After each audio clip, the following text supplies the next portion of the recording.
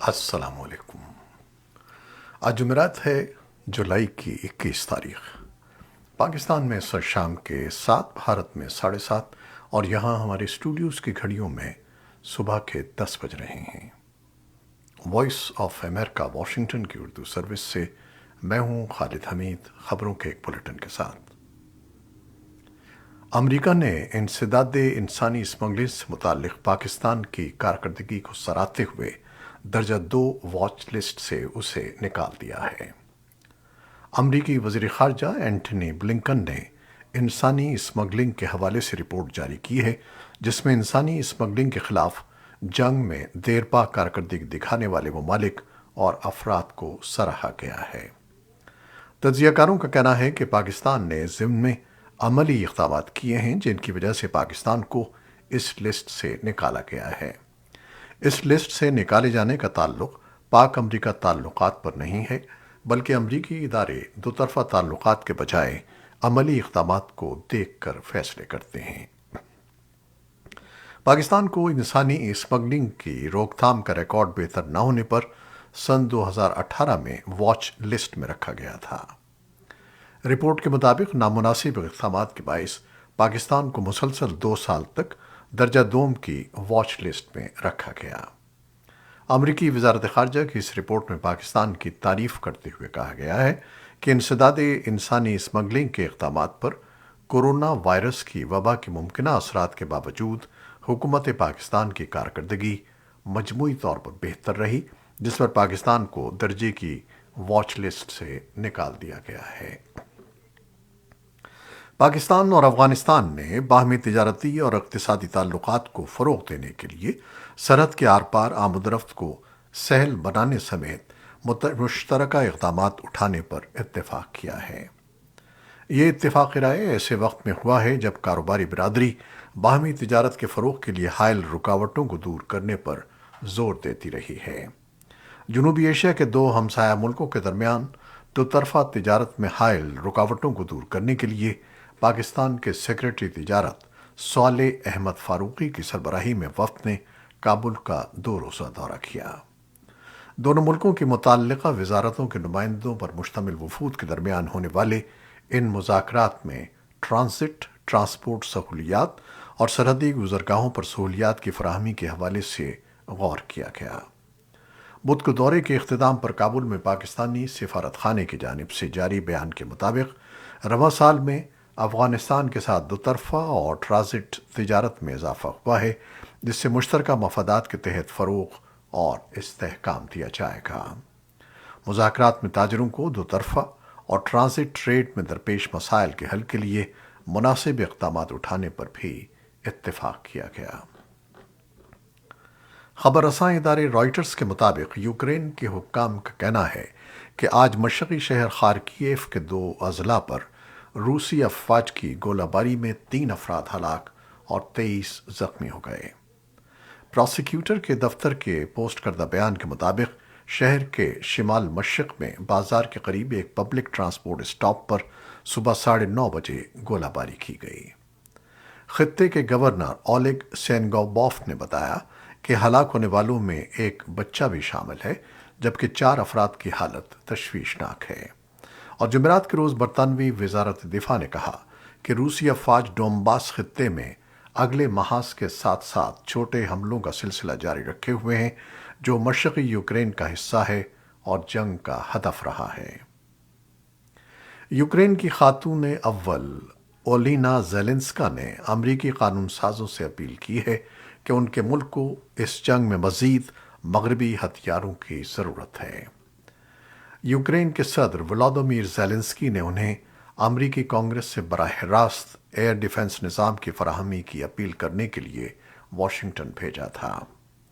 یہ اپیل بدھ کے روز ایسے میں کی گئی جب روس نے مشرقی یوکرین کے صنعتی علاقے سے خطے سے ڈونباس آگے کے سرحدی علاقوں پر قبضے کا اپنا عزم ظاہر کیا ہے، اور روسی وزیر خارجہ سرگئی لیوروف نے اصرار کیا کہ ماسکو کا خیرسن کے خطے اور زپوتوزھیجیا کے کچھ حصوں پر دعویٰ ہے، اور وہ دوسرے مقامات پر بھی اپنی توسیع جاری رکھے گا۔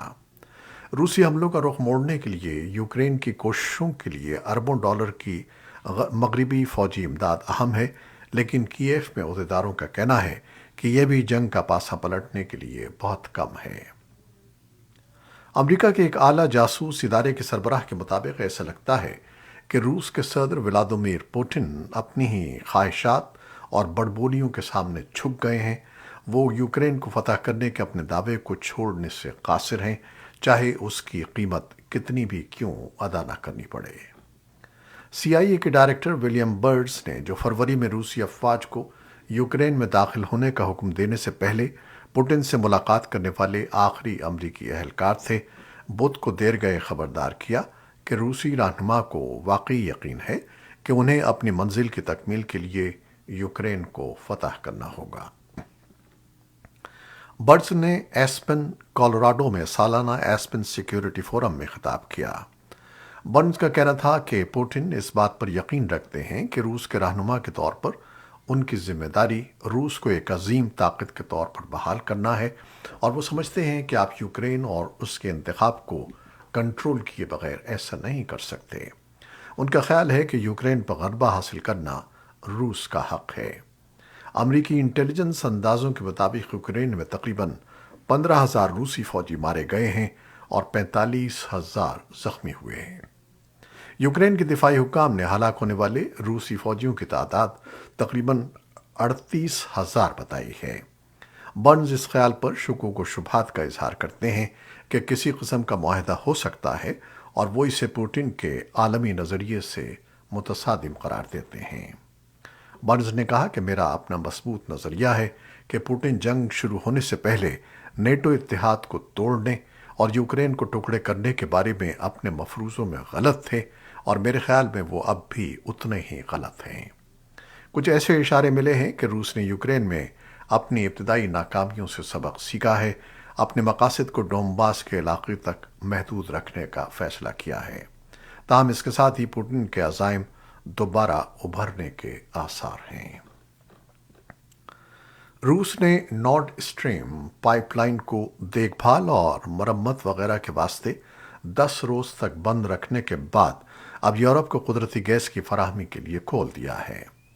جرمنی میں توانائی کے محکمے کے سربراہ کلاس مولر نے ایک ٹویٹ میں بتایا کہ گیس کا بہاؤ 40% گنجائش تک پہنچ گیا ہے، جو اسے بند کیے جانے سے پہلے تھا۔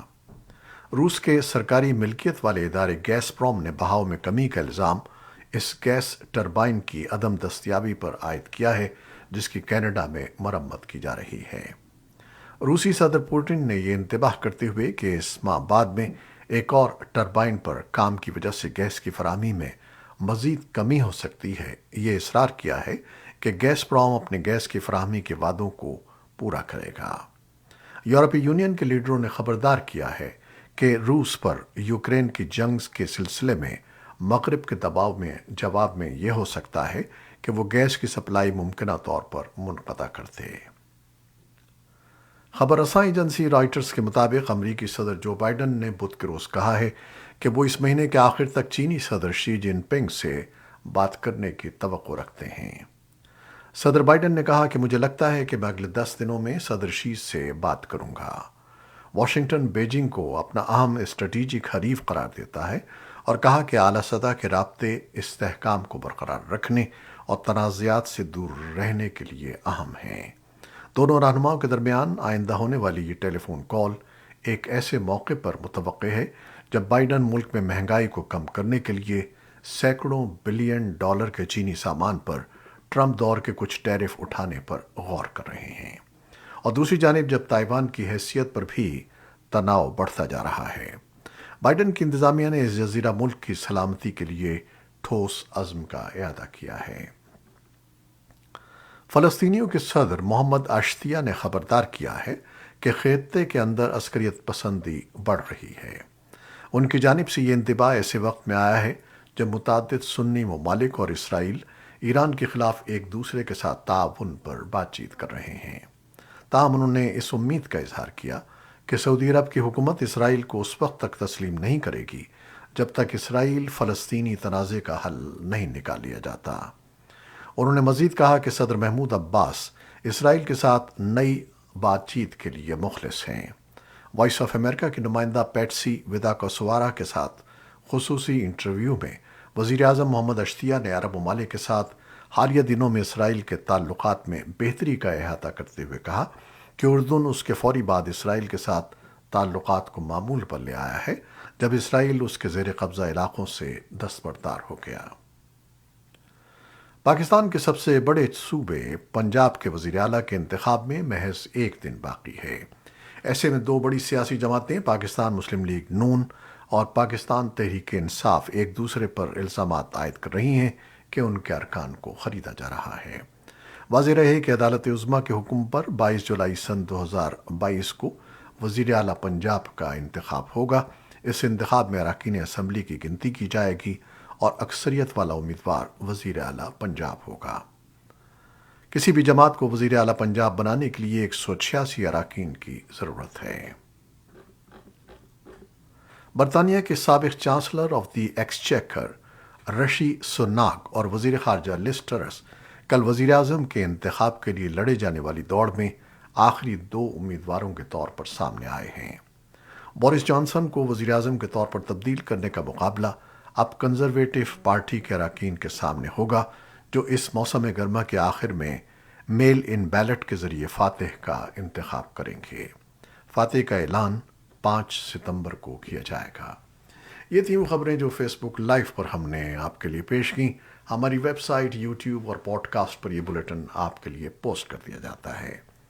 آپ ہمارے بلیٹن کو شیئر کرتے ہیں اور اپنے کمنٹس میں اپنی محبتوں کا بہت اظہار کرتے ہیں اور دعائیں بھی دیتے ہیں، جس کے لیے ہم آپ کے بے حد ممنون ہیں۔ اپنی ان کوششوں کو جاری رکھیے گا۔ آج کے اس نیوز کے ایڈیٹر قمر عباس جعفری کے ساتھ خالد حمید کو اب اجازت دیجیے گا۔ اللہ حافظ۔